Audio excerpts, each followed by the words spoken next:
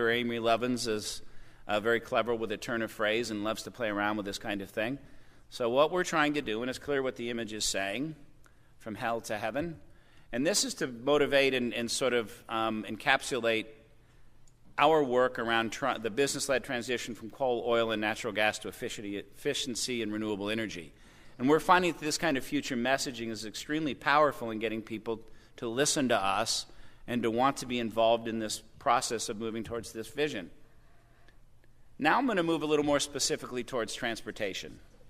I don't know how many of you in this room have read the book The Culture Code, but it's written by a French psychologist, sociologist named, I think I'm pronouncing it right, Clotaire Rappel or some such French pronunciation. And in this book he does a fascinating study, and he did a lot of it in a marketing context, about what certain things in different cultures, what codes are attached to certain things. So for instance, the overall identity of America he identified as being youth and adolescence. That we look at ourselves as a country that's still growing, that we're not afraid to take chances, we're not afraid to fail, we're not afraid to have a little fun. That's the way this particular person looked at America's culture code. The codes for environment in this country are clearly health and children. If you want to motivate people around the environment, talk about their and their children's health. It's a proven way to get their attention, to try to get them to do something. The codes for cars are fascinating in this country, and I don't think it'll come as a surprise to any of you. But the codes that he identified are freedom, identity, and sex. Three very powerful things in everyone's life. And all of these culture codes are based on values. And interestingly, over time, these codes themselves become values. So it's very difficult when a person grows up in a culture that encourages you to identify with your car as part of your full-bodied identity, and then you identify that car as being part of your freedom. Freedom is an innate right that every American has, not even a right and obligation the way we look at the word freedom, both individually and collectively. These are extremely powerful things to try to overcome, to get people to stop thinking about a car being such an incredibly important part of their personal identity and their sense of freedom. Now, what kind of values were expressed in the development of our car and transport culture over the years? Well, we've seen them. They're wonderful imaging, wonderful messaging, and it really was all about freedom. This was a study done, and I forget by the gentleman's name, in the late 70s. It was about the history of roads and transportation in this country. So it's not just the car itself. It did develop into the car over time, but from the beginning of the development of this country and this culture, the idea of transport and roads equated to freedom and progress and prosperity. Go west, young man, etc. And to do that, you needed transport. To do that, you needed roads. And that evolved in this past century into the automobile culture that David so eloquently spoke about earlier, and Vasik as well, that is now what this culture has left us caring about and needing. Now, there was another little film in here that I thought was terrific about a group of city leaders talking about in the 50s about what the highway meant to their community. It meant prosperity, it meant wealth, it meant jobs, it meant freedom. But we're going to skip that one. This next one I really hate skipping, but we might have to. I'm going to try to play it just in case there's some sound, just because I love this lady so much. And because Ford's one of our sponsors, of course.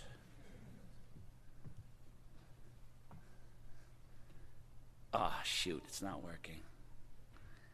Well, this wonderful housewife from the 50s is talking to a friend on the phone about being able finally to have the freedom to go meet her for a shopping excursion.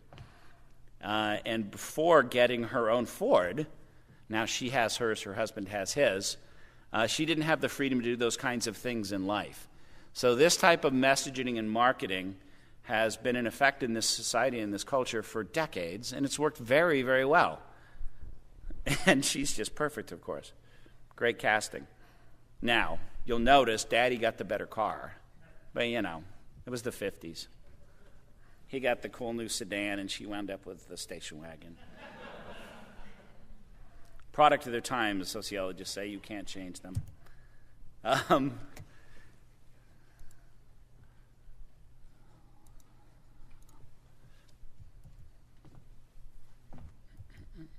And car is identity.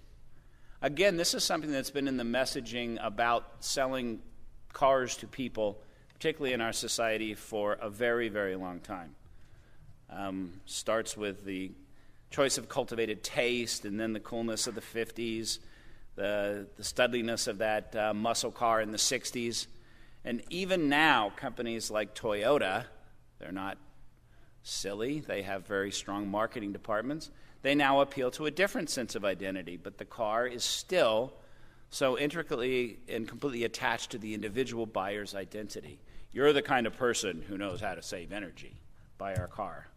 What about car sexiness? Well, this, of course, has been around for a very long time, too.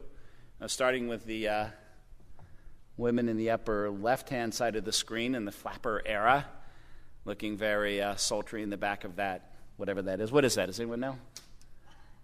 Some kind of car.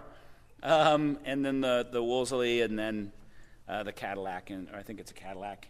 And then this German model apparently making herself available on the hood of a Chrysler. So sex and cars have been very intimately tied up into our culture and our image for a long time. I can't speak for the fairer, smarter, and stronger sex. I can only speak for the males in the room or ask them a question. But how many of you, when you got your first car, when you were that pimply-faced teenager in whatever suburb you were growing up in, maybe some of you are from cities, but probably not many these days, from that generation anyway, how important was that first car to your self-image? And how much did sex have to do with that? Weren't you convinced that if you just had the right car, you'd get the right girl?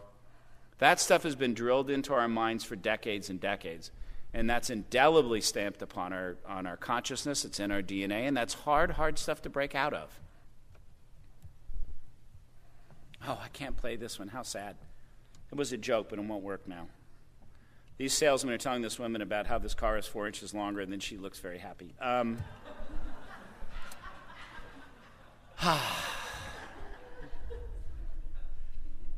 So what can we do to replace?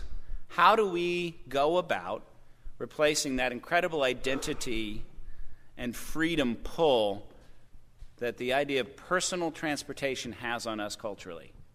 How are we going to break through that clutter? I think some of the facts that have been cited earlier by speakers this evening are very exciting. We're seeing some shift in things. It's extremely hopeful.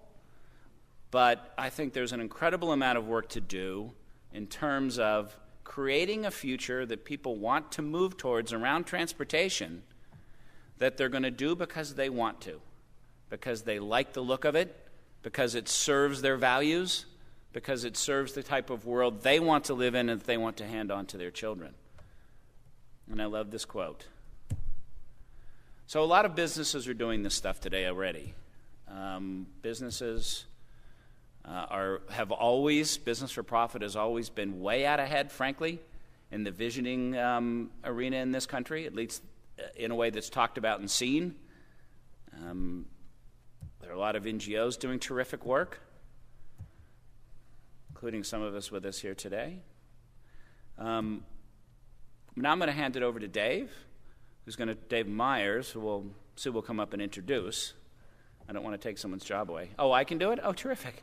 My friend Dave Myers, who was formerly of the Art Center in Pasadena, has a long history of car design in his background, worked for Johnson Controls. Before I give it to Dave to talk about specifically a positive vision for transportation in the world that will help to move people away from these very deeply ingrained cultural codes, have to do one quick little shameless pitch, of course, for the Home Office.